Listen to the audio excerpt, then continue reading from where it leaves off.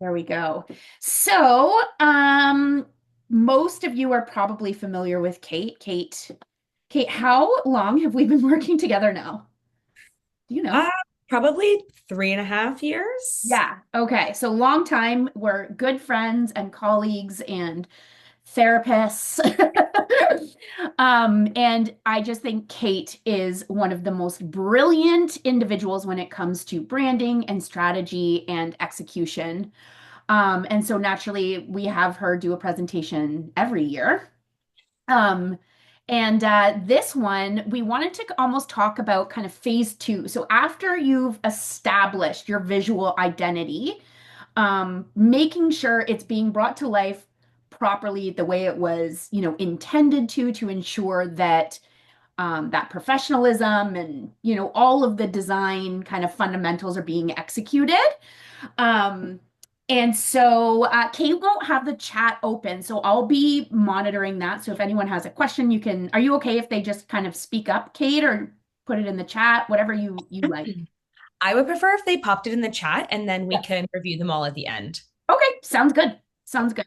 So I'll be doing that and just making sure everyone gets in, and then I think we're good to go. So I'll hand it over to you, Kate. Awesome. Thanks for the lovely introduction. Meredith is also my therapist and business bestie, and we keep each other sane, I think. So yeah, I'm really excited to put on this presentation today, all about bringing your brand to life. So like Meredith said, this is step two after you've established your brand identity, whether that be with a professional brand designer, maybe you got a brand kit of some sort, or you have DIY'd. So I will get right into it here. So hello, I'm Kate. We might know each other. If not, nice to meet you. Over the past 4 years that I've been in business, I've consistently watched business owners fuck up their brands on social media. And yes, even the ones that have invested in professional branding and even the ones who I have worked with. But it's not your fault. So, as a brand designer, I'm here to take responsibility and accountability for my industry because we have not been setting you up for success. As a business owner, you have about 1 million other things to worry about. And being a graphic designer isn't one that should be taking up a ton of your time. So, in this training, I'm going to teach you some super simple basics of branding so that you can rectify these fuck ups and start majorly improving how your brand is presented, both online and in print, if that's something that is relevant for you. Investing in a professional branding package is really a non negotiable for any serious business owner to appear professional and trustworthy. But what really, really matters is how your brand is executed once you've received those files. Of course, we have to have an obligatory about me. I am a graphic designer by trade.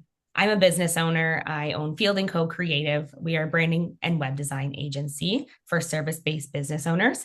I'm also a white label designer for My Wolf Design, and we may have worked together there. Um, and I'm here to tell you like it is and to get shit done. We are all so busy, and I don't want to waste your time. I'm also a cat mom. I have Reggie, a picture of Reggie here, just straight chilling. I'm an amateur skier, and I just baked my first loaf of sourdough bread yesterday, and it's super mediocre, which is a win for me. So, what we're going to cover today, I'm going to be giving you some straight up practical and actionable advice based on my education in design and my experience working with entrepreneurs. We're going to talk about using logo file types, using color codes, how to use images with your branding, how to use your branding on social media, and the purpose and usage of brand guidelines. A couple housekeeping things here. If you have questions, like I said, please jot them down and then we can talk about them at the end, or put them in the chat and we will go over them. Also a disclaimer, I am not a social media manager or I don't run a print shop. So please default to those professionals on specifics if they're different from the info that you're going to learn here. Also, I don't know everything, so this info could change. If you want, screenshot anything that you want in here. It's all very like practical facts. So it's things that you're going to want to reference over and over again. So I've added here the commands to screenshot based on whether you have a Mac or whether you have a PC. So if you're on Mac, you're going to want to hit Shift Command 3 to screenshot. And then on PC, I don't have this keyboard, but the Windows logo key and the print screen button. Okay, let's jump right into it. So we're going to talk about logo file types and how to use them properly. Any professional brand package that you've invested in will come with different file types. And unfortunately, if a designer has only given you 1 to 2 file types, that's a red flag. You need different file types depending on where your logo will be used, how big it will be, and if and how it will be printed on anything. If you've already worked with a brand designer and you only have 1 to 2 file types, here's what you can do. You can either reach out to that designer and ask them to provide you with the outstanding file types for all of your assets, or you can reach out to a different professional designer for assistance. They will likely be able to grab your files and provide them to you in all of the file types that you need. The reason we need different file types is because our branding assets have to be usable both on a screen and in print at a variety of different sizes and resolutions. And we always want our branding to look crisp, consistent, gorgeous, and professional to make sure that you're building and keeping trust with your audience. So the first type of file is an EPS file. This is a vector file. So that means that it can be infinitely scaled up or down and retain its resolution.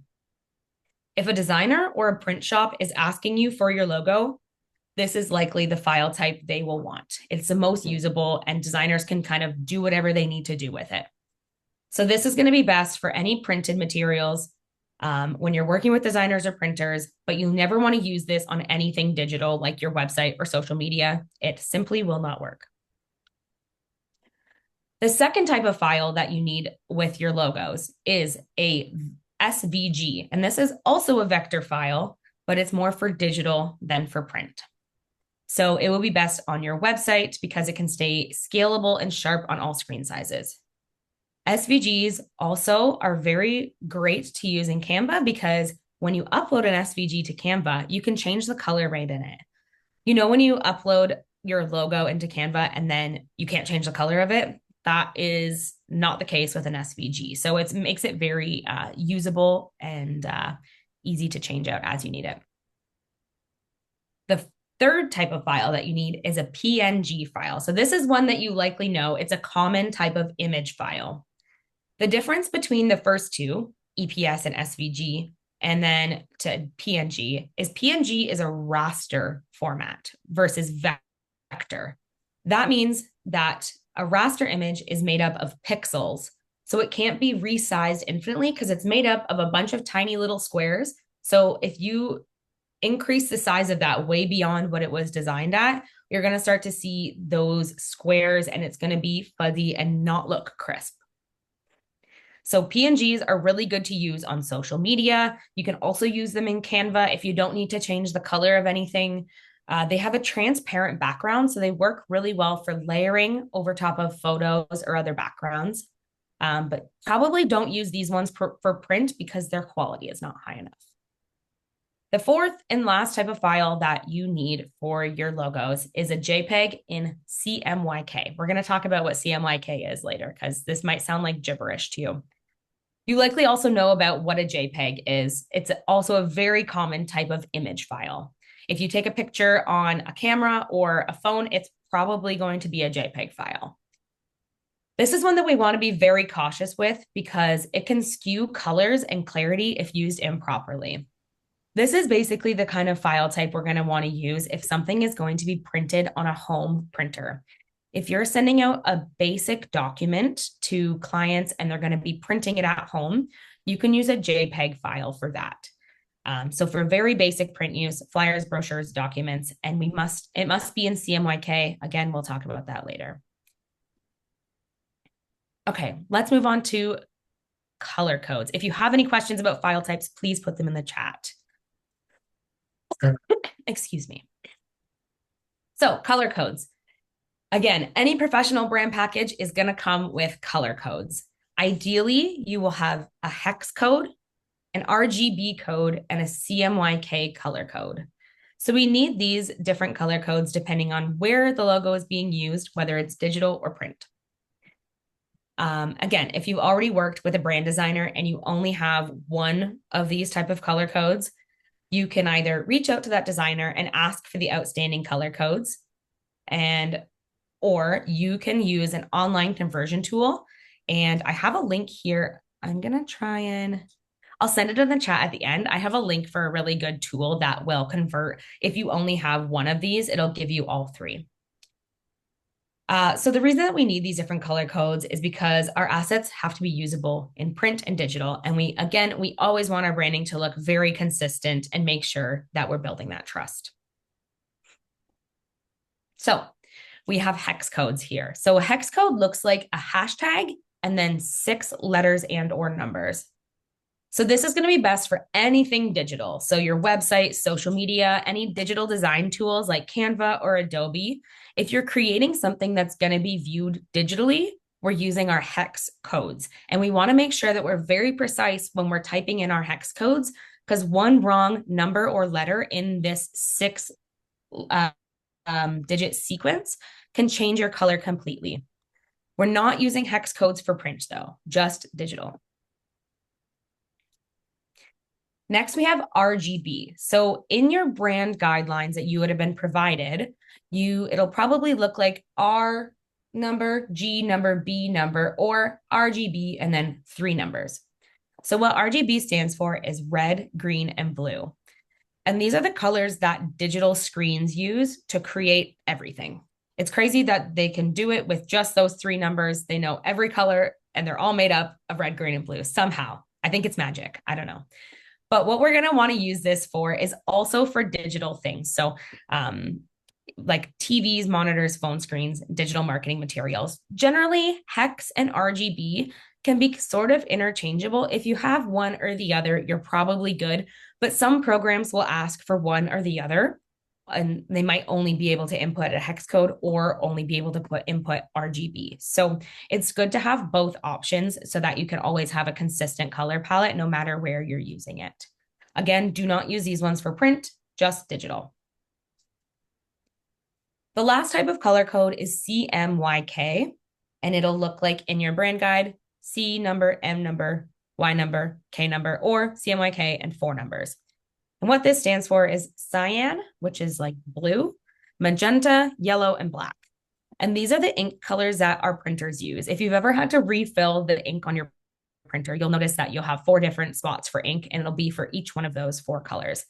And those are the same things that professional printers use as well. They use CMYK. So whenever we're creating anything that's going to be printed, we want to make sure we're using CMYK colors. I don't know if Canva has the capability to use CMYK. I don't think they do. So this is something that you're likely going to want to ask a designer to help you with. Or if you're having something printed at a print shop, ask them if they can help you with this. CMYK is not for digital use. There's one other type of color code that I haven't included here because it's not very common, but it's Pantone colors. So sometimes, depending on what you're having printed, a print shop will ask you for Pantone colors. And usually you can find a conversion tool online that you can input either your hex code, your RGB code, or your CMYK code and get the closest matching Pantone color to this. A lot of print shops will do this for you. Any good print shop would. Okay, now we're going to talk about how to use images with your branding. So, excuse me, I'm sorry. I'm just recovering from a cold. Images are a really giant part of our branding, and they kind of come together with your branding elements like your logos, your fonts, and your colors to create sort of this holistic view of what your brand is and really help build out the essence of your brand. They're really vital, and they cannot be taken or selected haphazardly. We really want to make sure that they are consistent with our brand, both in visual style, but also in like feeling and aesthetic personality. So whether you're planning a brand photo shoot or you're planning a product image shoot or selecting stock images, your brand identity should always be coming into play. So, for planning a brand photo shoot, which arguably I think every single brand should have a brand photo shoot of some sorts.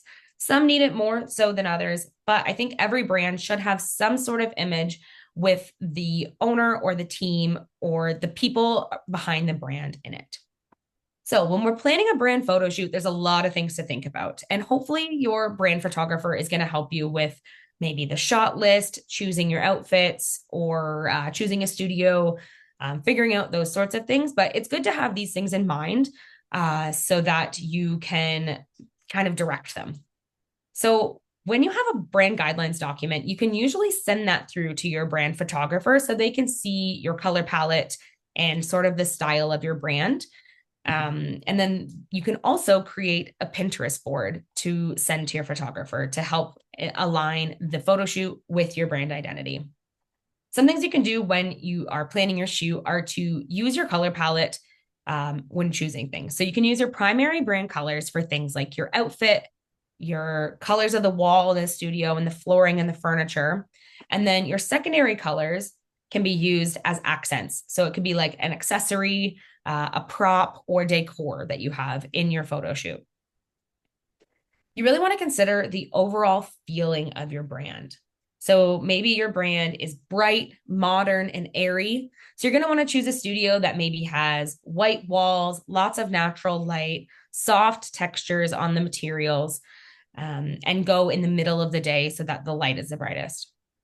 Or maybe your brand feeling is moody, rich, and vintage. So you're going to want to choose a studio that has a lot of dark elements to it, really like luxurious fabrics. Maybe you want to choose your time of day so that the sun is different. Maybe you want more of a golden hour vibe. So when you're choosing a photographer and a studio, make sure that it aligns with your aesthetic and your style of your brand. Everything that happens in your photo shoot, from your poses to your facial expressions to your wardrobe and the set styling, should really match the essence of your brand. Because when you're using your photos and they're near a branding element, or they have, say it's on your website and you have a bunch of branding elements, you have this layout that's all about your brand identity, and then you pop a photo in there that isn't aligned, it's going to create some inconsistency. And that really doesn't breed trust with your clients. So if you have like a fun and playful brand, maybe your photos would have more like movement. You could be laughing in them and have more of a bold outfit. While if your brand is more like refined or professional, maybe you lean towards more polished, like sophisticated and serious and minimal compositions. Another thing you can do with a brand photo shoot is to use your logos and your fonts and your brand colors on printed documents like signage or packaging or other marketing materials, like maybe a business card, or you can have your computer screen open with your website open. That really helps to tie the brand into the photos and make them very personalized and not feel like stock images.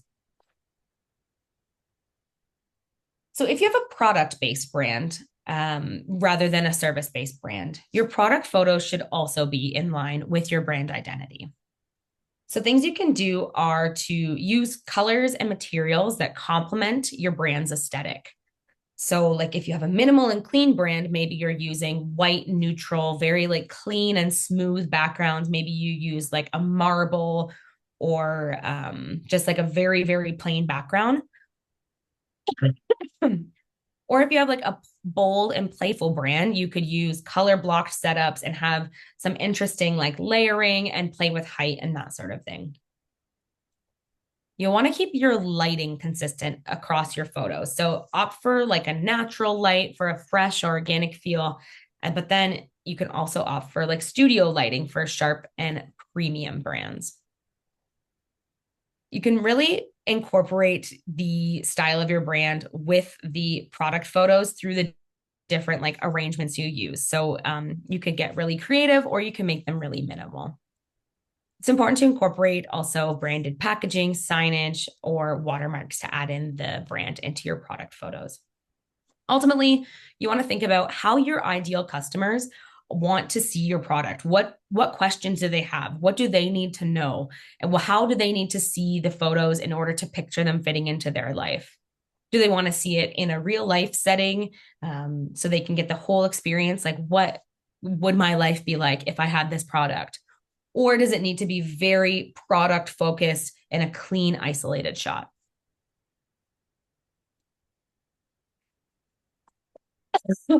Maybe you are at the very beginning stages of your business. Maybe you have a small budget. Maybe you don't feel comfortable in front of the camera. So we're going to opt for stock images. We always recommend having a custom brand and product photo shoot over stock images, but stock images can be a really, really good supplement and compromise if not. In fact, I use a lot of stock images in this presentation. I use stock images all the time for my brand in tandem with my branding photos. So when we're looking for stock images, we want to make sure that they include our brand colors or tones that complement your palette. So if you have a very neutral brand, you probably shouldn't be choosing stock images that have orange and blue and green and all of this stuff. You want to pick images that with lighting and composition and emotion that match either the brand photos you've had done or your brand identity. Try to choose images that reflect your brand values and your actual audience. And you can keep them very abstract as if necessary. Like, for example, I just have a photo of a random chair and a table. Like, it really means nothing, but it's more about the feeling that it exudes. Like, it's polished and professional and minimal and looks kind of luxurious, right? I have a few resources for some free for commercial use stock images here. These ones are totally free. You can use them for your business, and they're really, really great photos. They have tons of different stuff. So take a screenshot of this. I can also send it in the chat at the end. So there's Kaboom Pics, Unsplash, Pexels, and Dupe. These are all just websites. You can go on, search, and download images for your brand.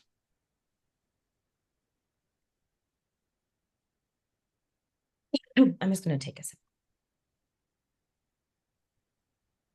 Social media. This is a huge place where our branding is used day to day to day. This is probably going to be the most important place that your brand shows up because it's so consistent and it's where our audience is interacting with us most.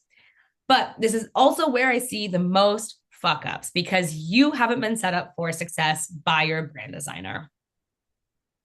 It's really, really important that we're staying consistent with our brands on social media because it's a really high traffic area. People will be finding you on there and determining whether or not they want to take the next step to work with you, whether that is to book a call, to buy a product, anything. If your social media, if they land on your social media and it looks crazy and chaotic, they're probably not going to have that trust in you to take that next step. And you don't even have a chance to talk to them or to sell to them or anything. You've lost them already. We don't want them to land on your social media and then maybe see your website if they get that far and see, whoa, this is completely different. Who is this person? I'm having a hard time figuring out who they are. And that means I'm not going to trust them. You think of your social accounts like another brand asset. So how can we customize this to make it the most on brand and consistent as possible? We're going to start with your profile photos and your header images. So for the context, I will probably be referencing Instagram most often because that's a platform that I use most. And I think it's a platform that most business owners use most, especially women entrepreneurs. That's where we all live, right? And it's the bane of our existence. So header images are irrelevant on Instagram, but if you're on something like Facebook or YouTube or LinkedIn or whatever else, you probably have a header image. So something you can do is use your icon version of your logo on a solid background as your profile photo, or you can use a brand photo that highlights your primary brand colors or is very neutral. You really want to make sure that your profile photo is simple, clear, and recognizable. You know, when you're scrolling through stories at the top of Instagram, if there's something there that you're like, I know that person, I know they have good stories, I want to click on this, you're going to have more views on your stories. So make sure that it's very recognizable and easily understandable what it is in the profile photo, because it's a really small little spot there. If you're using a brand photo, like if you're using a photograph of yourself, probably a headshot, I would make it so that your face is like the only thing in the profile photo, or possibly like bust and face. And make sure that your background is very plain. You can even use on Canva the background remover, and you could put up one of your brand colors as the background. So you can have it be like just your head cut out, and then the rest of the circle can be a color of your brand. Okay, let's talk about your bio and your caption. So when I'm talking bio, I'm talking about the little paragraph that's at the very top of your profile. So it'll have your profile picture, your name, and then a little paragraph, and then it'll be all your posts.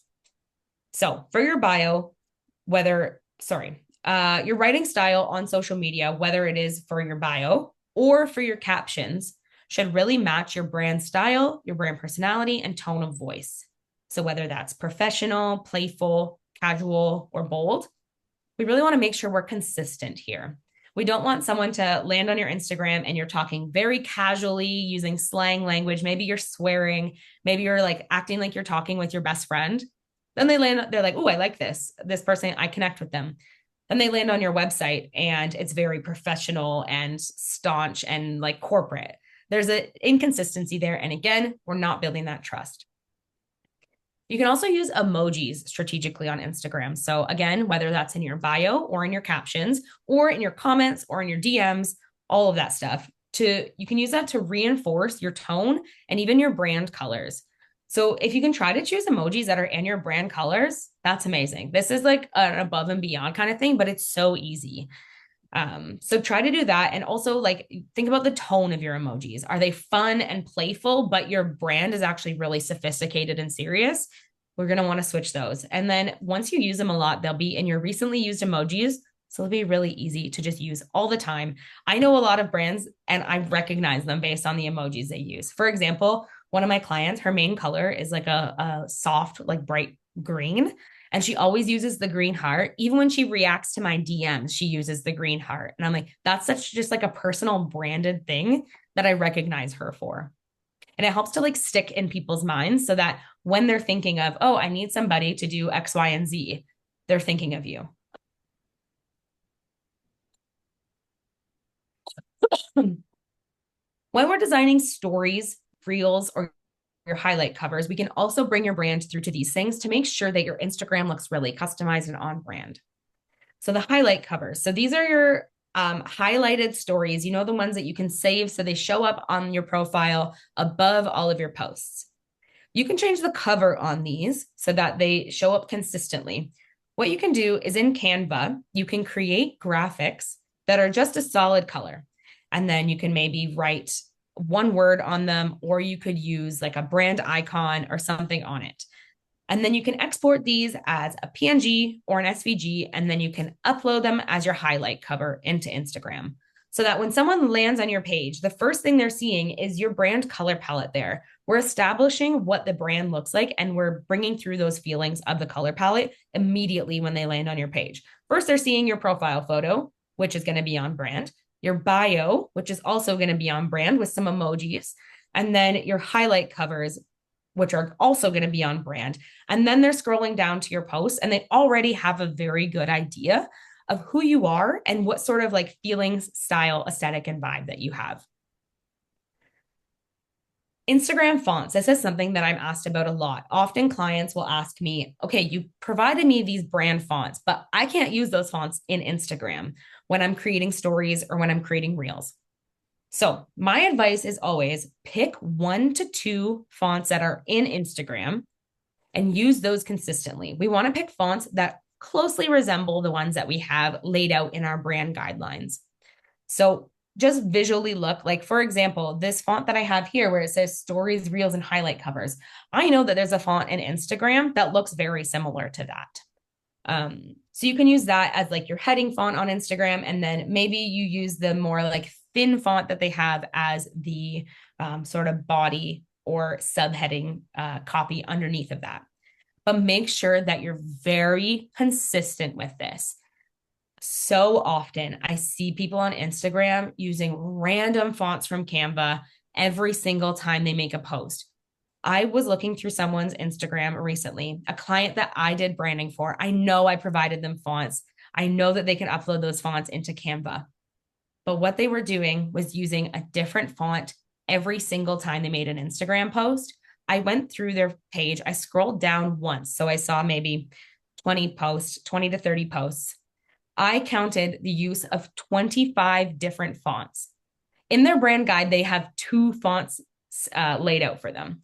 So if they had taken those two fonts, uploaded them to Canva, and only used those, and then only use two Instagram fonts for when they wanted to make reels or stories, their Instagram would have looked so much better, so much more consistent. And they would be building more trust with their audience and really start to build like a following, and people would recognize them so much more when they scroll through their feed. And it would just look so much more professional and polished. So please, please, please, doesn't matter what fonts you use, as long as they're readable and you're consistent, I will be happy. Another really cool thing that you can do is to send a PNG or SVG version of your logo files, which you should have in your brand package, airdrop or email those to yourself to your phone. Then what you can do, and save them to an album on your iPhone. So when you're creating a story, maybe you're posting an advertisement about you have a new product launching or a new service launching. You can literally just add a photo to your story. Like you taken a photo and then you can click add a photo and you can go into that album, grab your logo, and then you can shove it on your Instagram story. It's going to have a transparent background. And you all of a sudden have these like branded stickers that make it just like so much more customized. One more thing you can do is that when you're speaking in videos or you're adding captions to anything, make sure that your brand's tone of voice is coming through. Your messaging should feel cohesive across your entire social media, across your website, across your emails, across your calls with people. Any sort of marketing materials or interactions that your audience is having with you should feel consistent. Oops, where are we? There we go. So the last thing is graphics. When I'm saying graphics on Instagram, I'm talking about carousels or any static graphics, not video content that you're using on Instagram. The number one recommendation I can give you is to purchase a Canva Pro account. I think it's about $140 a year or something like that. And you can set up a brand kit once you have this Pro account. In this brand kit, you can add all of your hex codes for your colors. You can upload your fonts, your custom fonts, and you can add all of your logo files. And then whenever you go to create a graphic for Instagram or literally anything in Canva, you can access this brand kit and make sure you're always using the same colors, fonts, and logos. This is going to help your graphics to stay visually consistent. And then they're also going to look consistent with everything else that's going on your Instagram. Again, I'm going to reiterate this because it needs to be said. Never stray from your brand colors or your fonts, except for choosing Instagram fonts. We really want your brand to be easily recognizable across all of your content. When we're scrolling through your Instagram, every single piece of content should look like it came from the same person. Another thing you can do to help out with creating visually consistent graphics is to design templates in Canva in advance so that you're not just choosing random things on the fly. If you're always posting something like, for example, the picture here, a testimonial, you can create a template for this. Or if you're always posting something like a new listing or this house just sold, create a template for that so that it looks consistent on your Instagram. Another thing people will do is create templates for carousels. If every week you post tips for something, create a template for that. And you can always swap out the colors within your brand color palette on these things to add variation. And you will swap out the images. So it's not going to look like you're posting the exact same thing every week, but it will help it stay consistent.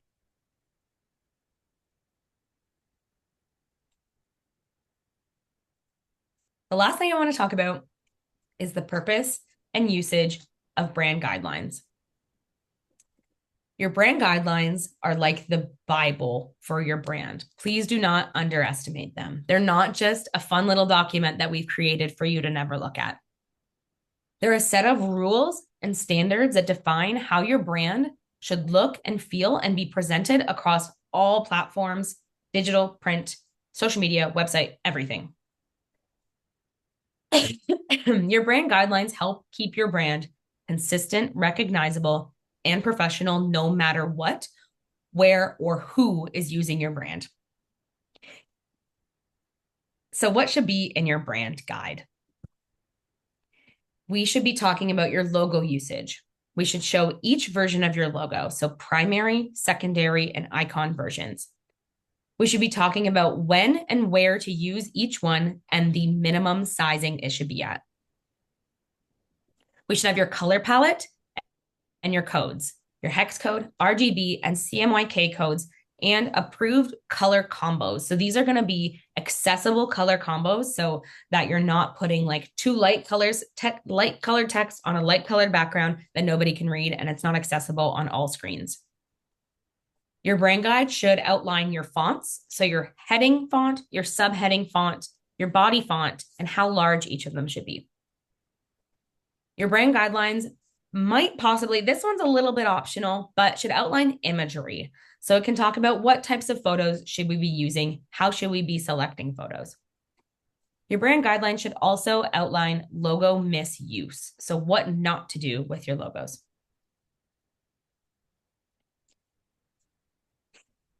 So how do we make our guidelines really easy to use so that they're not just stored away in some random folder somewhere that we never know where they are? So keep them easily accessible. You can duplicate it, save a copy on your desktop, and then a copy in your cloud storage for quick reference. You can even print it out and post it on the wall in your office if that helps. Again, we can create a Canva brand kit. So we're going to upload our brand colors, fonts, and logos here. So they're always available and very easily accessible when you're creating any sort of content. And I also have this really cool Chrome extension called Color Buddy. Again, I'll send that link in the chat afterwards. It's a free extension where you can add your hex codes and then you can just click on it in Chrome at any time and your hex codes will be right there. Also, share your guidelines with your team. If you have other people on your team who are going to be creating any sort of content for you, send them the brand guidelines document, all of your logo files, so that everybody's operating from the same SOP, standard operating procedure. Also, if you're working with any sort of vendors like print shops, other designers, if you need to list your logo in a directory or someone else needs to create some sort of content or asset with your branding, send them your brand package, your brand guidelines, and all the different logo file types that you have. I often see people, you ask for their logos and they send you a JPEG version and you're like, oh no, this is all they have. I can't work with this. But if I dig a little further, they have the version that I need. They just don't send it. So if someone's asking you to provide your logo, send them all the different versions so that when they are using it, hopefully they're using the right version and your brand looks good even when you're not in control of it. Okay, here's the key takeaways. Consistency is key. A professional brand package is essential, and refer to your brand guidelines often. And most importantly, have fun. Does anybody have any questions?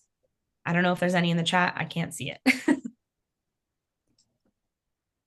Yeah, it looks like Melissa has a question. Yeah, I can ask it here. I was trying to type it fast. I'm so sorry. I'll ask it here if that's okay. One of the questions I had was, so we are a counseling practice, but most of our documentation is electronic. And one of the things that we're struggling with, and maybe this is a question here, maybe it's not, so you can tell me, is, we're trying to create a letterhead from a Canva letterhead using all our branding, all that. When we put it into a Word document, we're losing our color. The color from Canva is not transferring to the header in Word. So are there any recommendations for that? Because I don't anticipate us going with a printing company to print letterhead because we don't ever, rarely do we ever have a physical letter in our hands. Gotcha. So you're sending The goal is that you would be able to use the Word document to create a PDF to send to people, correct? Exactly. Yeah. Okay. I actually have just been dealing with letterheads for the past 2 weeks. So this is very pertinent.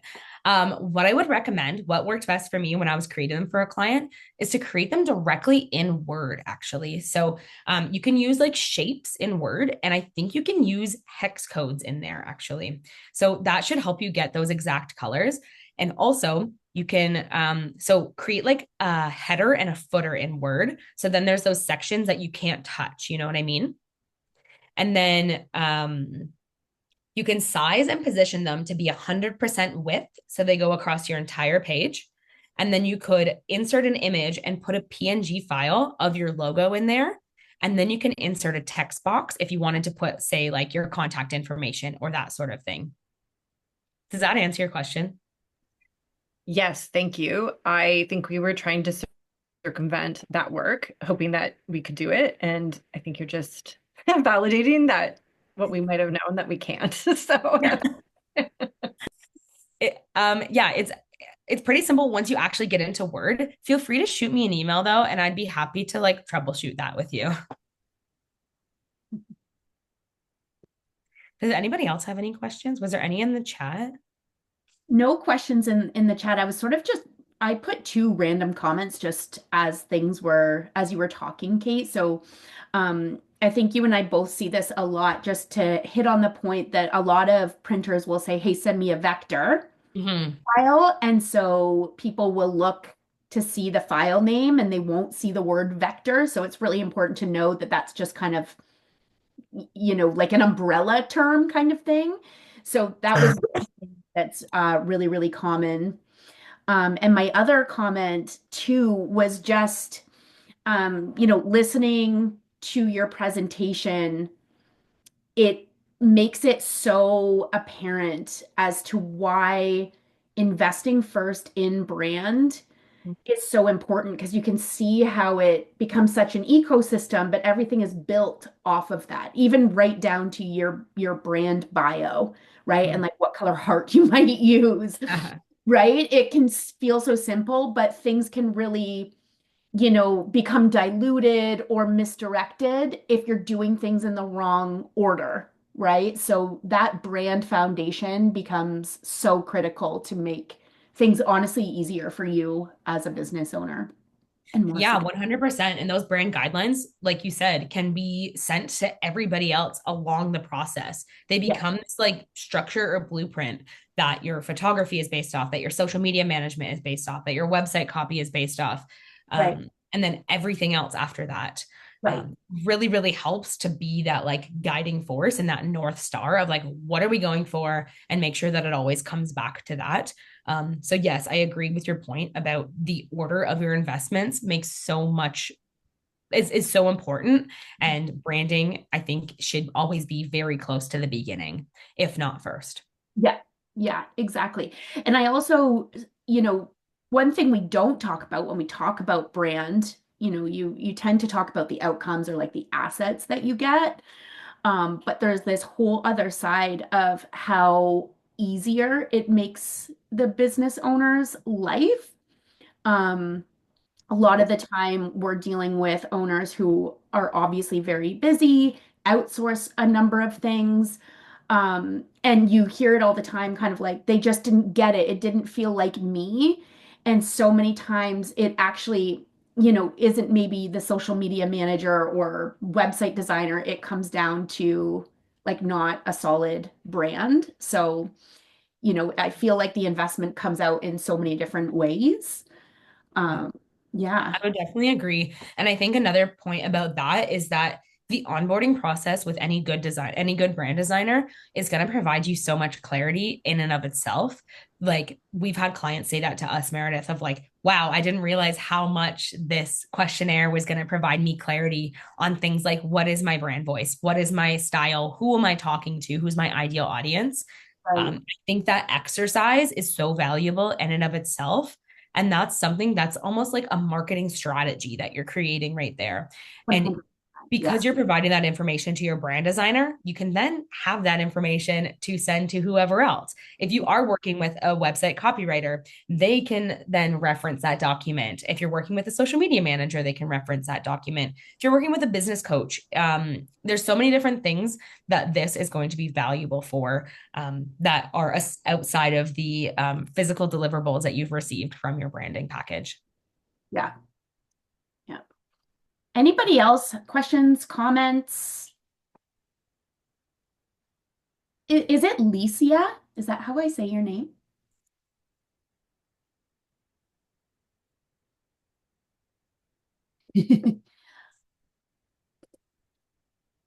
Oh, oh, she's unmute there. Can I unmute her? I don't think so. I was just going to say hi. I haven't seen your face before, but I loved that you were nodding so much. Seems like a lot was resonating with her. Oh, awesome. I love that.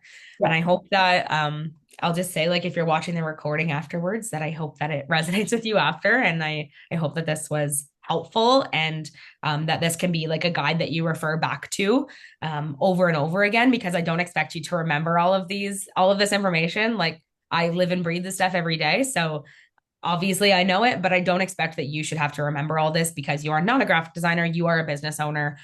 You're an entrepreneur. And I just hope that this is helpful for you to keep coming back to make sure that your brand stays consistent. Absolutely. Thank you so much, Kate. Really appreciate it. So I'll get the links from Kate and this presentation, and it'll all go out in that replay. I've written down the links that we talked about too for you, Kate. So thank you, everyone. And yeah, you'll get the replay very soon. Okay, bye. Thanks, everybody. Thanks, Meredith. Oh, hi, Megan.